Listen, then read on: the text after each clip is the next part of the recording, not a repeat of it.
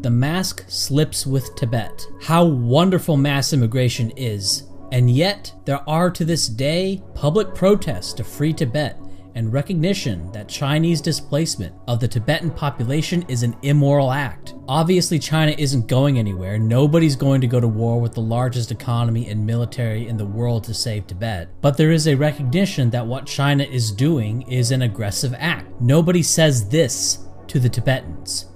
Maybe the Tibetans are better off with all those Chinese. They need to learn that the world isn't Tibetan. It's all sorts of people, and they need to get used to it. Because that's the new reality of a globalized economy. It's inevitable. You can't turn back the clock on this. Besides, you Tibetans will all benefit mightily from the increases in diversity. Nobody ever says this about Tibetans or to Tibetans, but this is always what they say to whites. The paper, Weapons of Mass Migration, Forced Displacement as an Instrument of Coercion. It documents 64 instances of the use of mass immigration to compel another state or non-state actor to do what they want you to do. One colorful example from the paper involves Jimmy Carter's negotiations with China regarding quote-unquote human rights. Quote, consider, for example, the suggestive reply of then Chinese Premier Deng Xiaoping to US President Jimmy Carter during their historic 1979 meeting. After Carter asserted that the United States could not trade freely with China until its record on human rights improved, and Chinese were allowed to emigrate freely, Deng smilingly retorted, okay, well then, exactly how many Chinese would you like, Mr. President? 1 million? 10 million?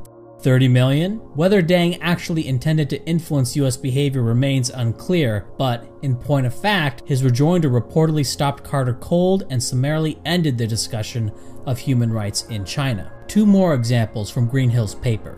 The Haitians. In summer 1994, for instance, boats were, quote, being prepared in nearly every village along the southern coast of Haiti, close quote, in an explicit attempt to, quote, put more pressure on the US to hasten the return of Aristide. As one villager noted at the time, quote, we cannot get arms to fight. The only way to fight is to get the Americans to keep their promises. The only way to do that is to do what they fear most, have us come to America. East Germany threatening to send South Asians to West Germany. Quote, likewise, when East German officials quipped in the mid-1980s that their West German counterparts claim they have a liberal society over there, let them prove it. They fully anticipated that loosing South Asian asylum seekers on West Germany would cause widespread discontent and persuade the previously reluctant West German government to concede to their demands. And they were right. One of the crimes attributed to the Germans at the Nuremberg tribunals was the mass immigration of Germans to ethnically French and Polish territories with no regard to pre-war immigration restriction to these territories. Obviously, these were not treated as high on the war crime scale as the mass murder, but they were treated as a lower-level war crime. To impose mass immigration against the will of the population was recognized for what it was, a martial act. Similarly, Russification programs that involved mass immigration of Russians into Ukraine, Belarus, the Baltic states, and Kazakhstan were used in anti-Soviet propaganda as just one aspect of Soviet brutality. Of course, it took a backseat to the Soviet slave labor concentration and extermination camps, or gulags, as they came to be known, but mass Russian immigration against the will of the people already there was considered just one more aspect of the brutality of the Soviet regime. Though in fairness, the Soviet regime did not enact this kind of policy between the years of 1923 and 1945. The Aryan invasion theory was originally a theory about mass human migration from modern-day Afghanistan into northern India. It wasn't concerned with military conquest primarily, though that may have happened from time to time. It was primarily a mass immigration, called an invasion. These people back then intuitively understood mass immigration as a kind of invasion. We can also look at Muammar Gaddafi's views on the matter. Quote, tomorrow Europe might no longer be European and even black, as there are millions who want to come in. We don't know if Europe will remain an advanced and united continent or if it will be destroyed, as happened with the barbarian invasions. These are things that Gaddafi said as he threatened to open the borders of Black Africa through to Europe if he wasn't given billions of euros.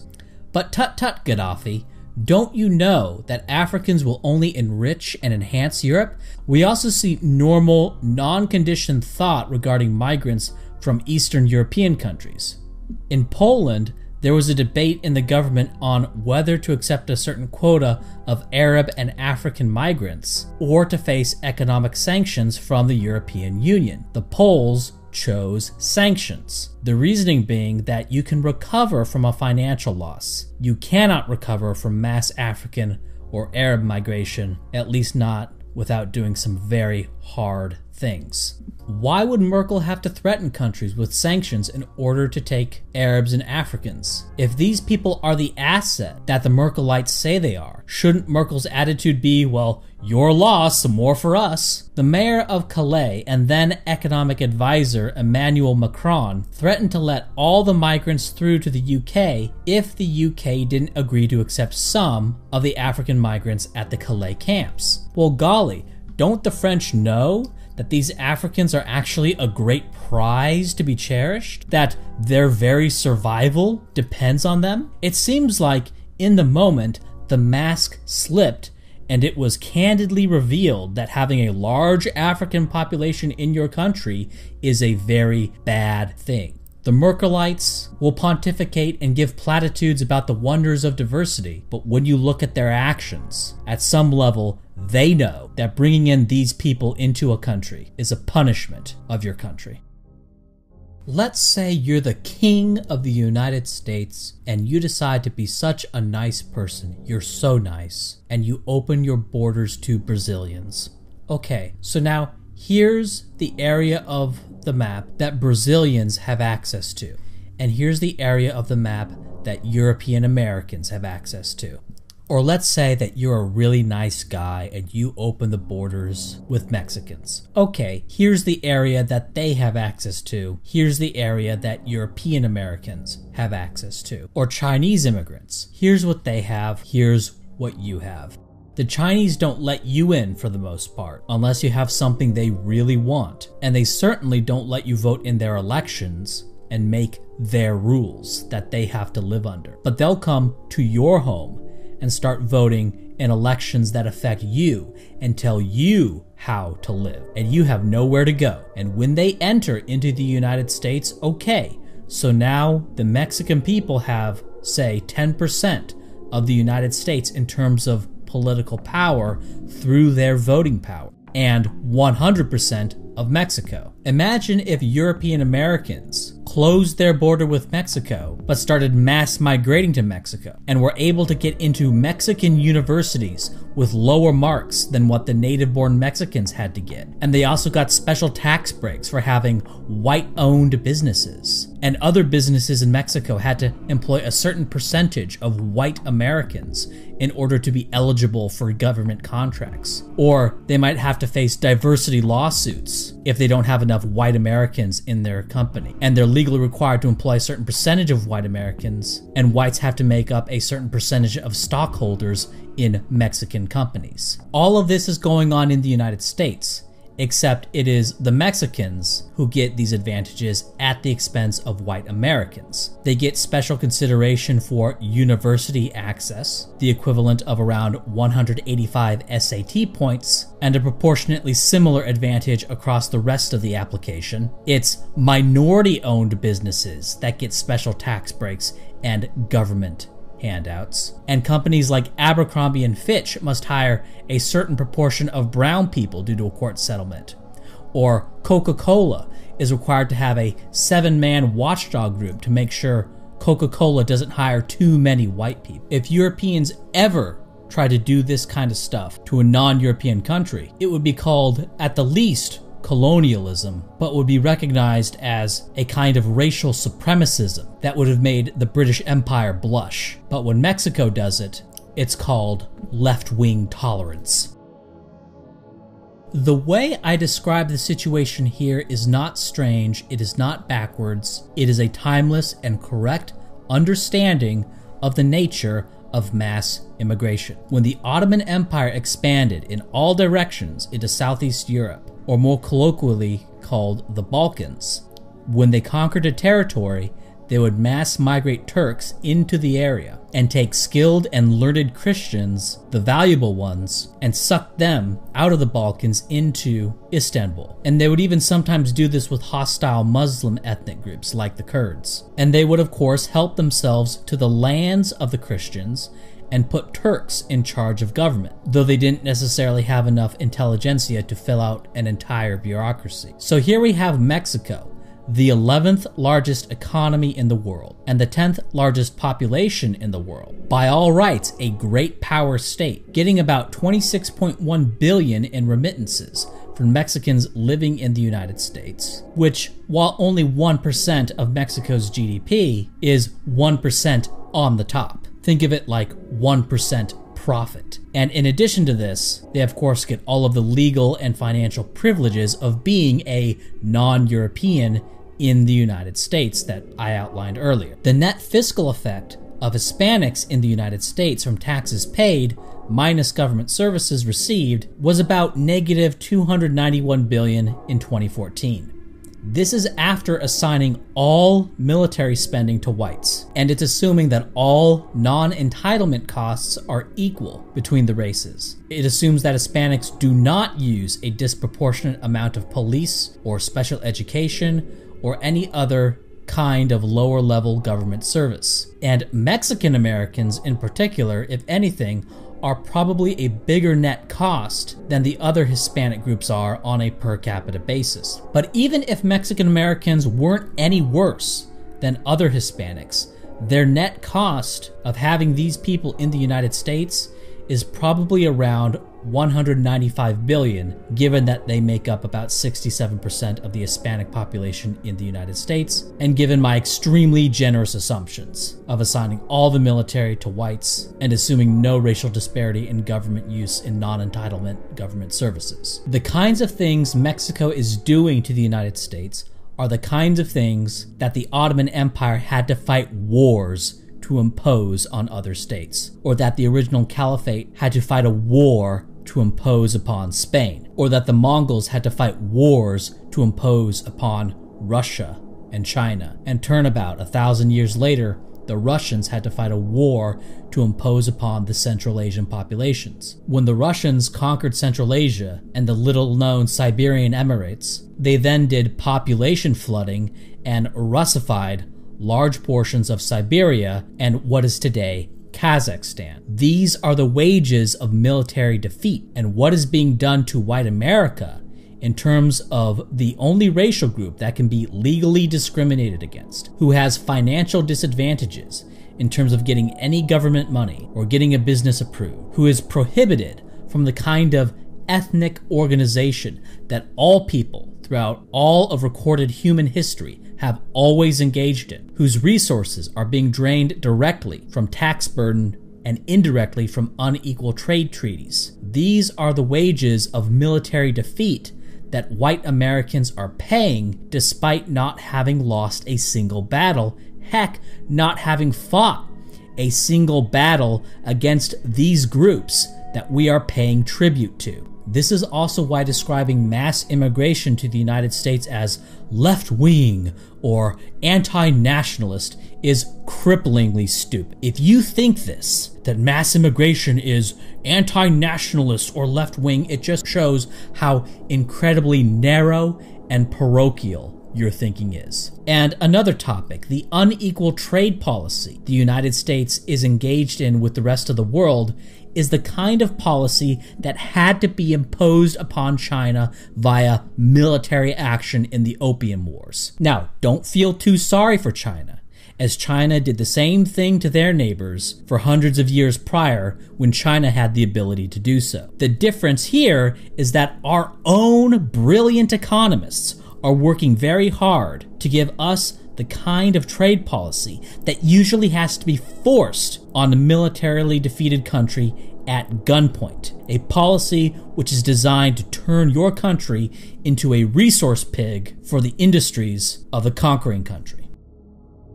There's this old Japanimation called Neon Genesis Evangelion that has a good allegory for what I'm talking about. It's a cartoon for children, don't watch it. But early in the series, there are these angels, and they're basically coming down to destroy the planet. And they're being repelled by humans piloting these biomechanical giant robo-monsters. At first, the angels attack very directly, with brute force, but over the time, the angel attacks get weirder and weirder. And toward the end of the series, the angel takes the form of a mist that infects one of the human-piloted giant robots, and psychological attacks that makes the human pilots fall into a catatonic depression, or the form of a virus that affects the whole compound, or the form of a person who convinces everyone else that he's part of their team, and he then infiltrates the whole operation and takes over one of the robo-monsters and tries to destroy the human defenses. And at no point is there some debate as to whether or not this angel attack toward the end of the series is something to be fought against.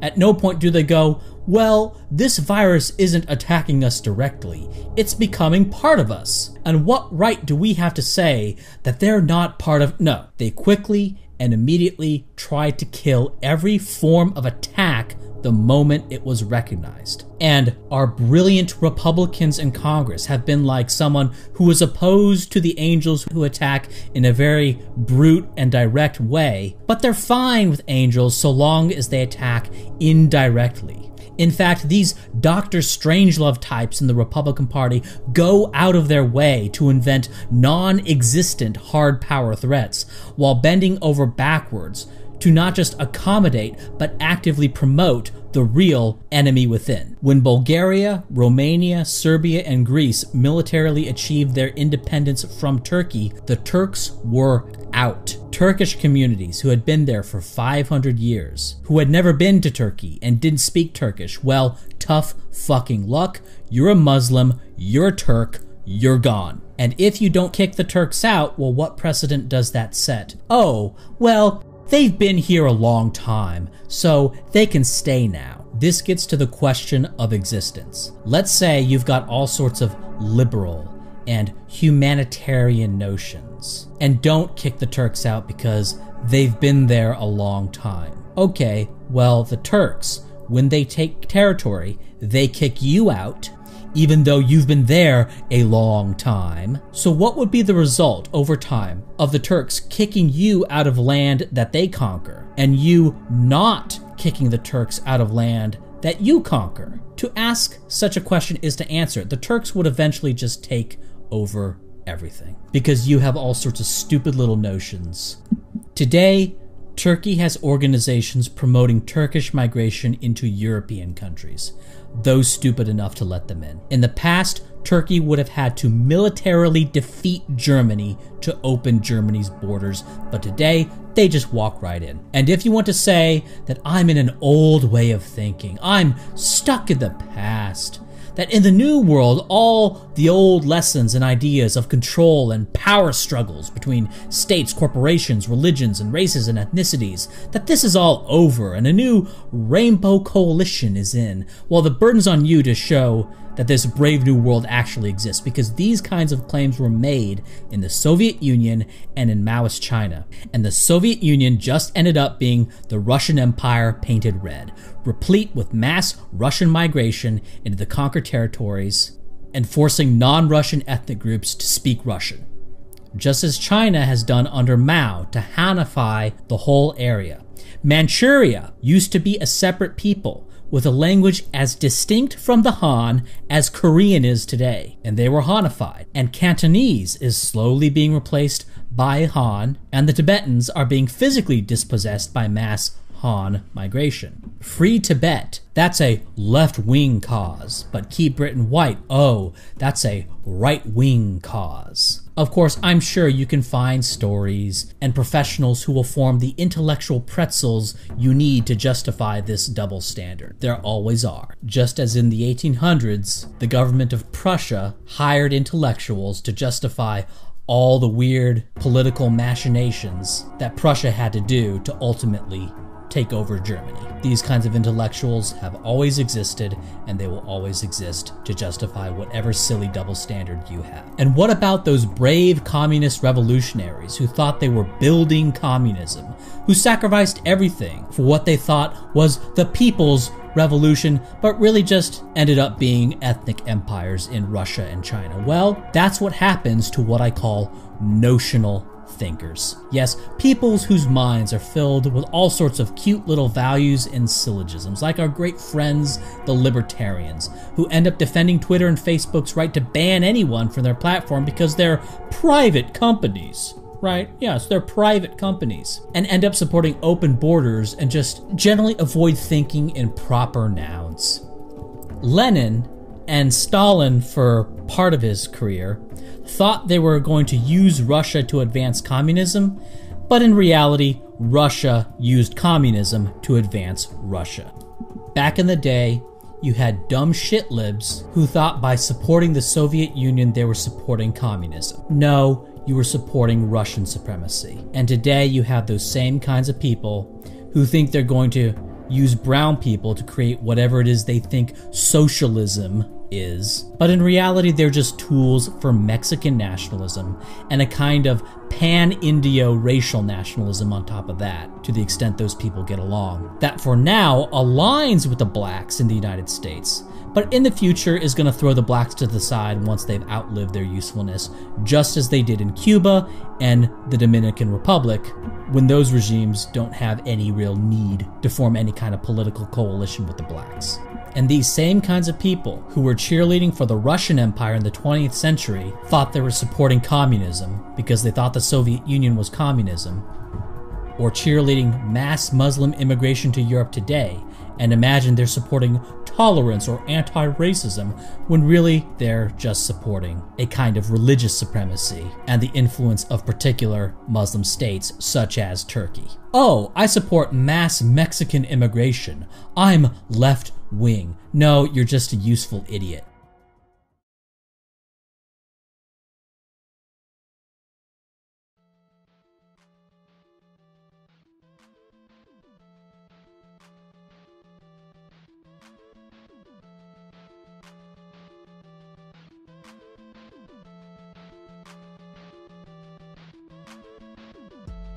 Hey, thanks for watching till the end. If you liked this video, please consider subscribing via YouTube, and be sure to click the bell to make it more likely that you'll be notified. But also you can subscribe with an RSS feed or with a Chrome extension I use called YouTube Notifications. If you like this video, please consider donating to my Patreon, which charges on a per video basis. I don't spam videos. They all take anywhere from 12 to 30 hours to make. You can also donate via PayPal or Maker Support. And stay tuned for my upcoming video, The Case for Reparations. If you're new to this channel, it's not what you think.